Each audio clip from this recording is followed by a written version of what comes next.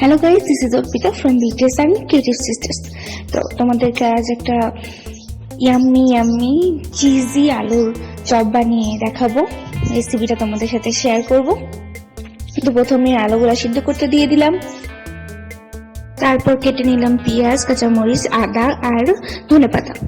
তারপর আলুগুলোকে ভালোভাবে ম্যাশ করে নিচ্ছি, সিদ্ধটাও কিন্তু ভালোভাবে করতে হবে।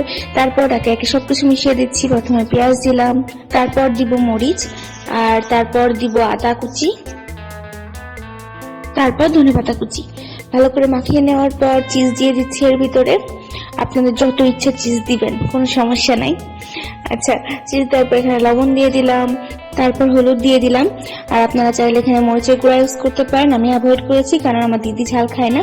তারপরে একটু আটা দিয়ে দিলাম বাইন্ডিং এর জন্য, তারপর চাপা চাপটা করে একটা শেপ বানিয়ে নিলাম।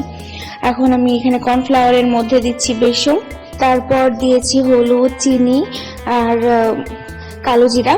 আপনারা এখানে চাইলে একটু মরিচের গুঁড়া দিতে পারেন। তারপর শুকনো জিনিসগুলোকে ভালোভাবে মিশিয়ে নিচ্ছি, আর তারপরে একটা ব্যাটার বানিয়ে নিব। এই যে ব্যাটারটা থিকনেসটা কিন্তু এরকম হবে। তখন ব্যাটারটার ভিতরে দিয়ে দিলাম আলুর যে চ্যাপটা চ্যাপটা করে বানিয়ে রাখছিলাম সেগুলো। এখন ভেজে নেওয়ার পালা।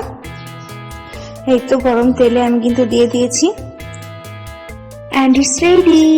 তো এই আলুর চপগুলো অনেক বেশি টেস্টি ছিল, দেখতে হতো না টেস্টি লাগছে, খেতে তার থেকেও বেশি টেস্টি ছিল, একদম cheesy cheesy. I hope you like the video. Thank you so much, love you all.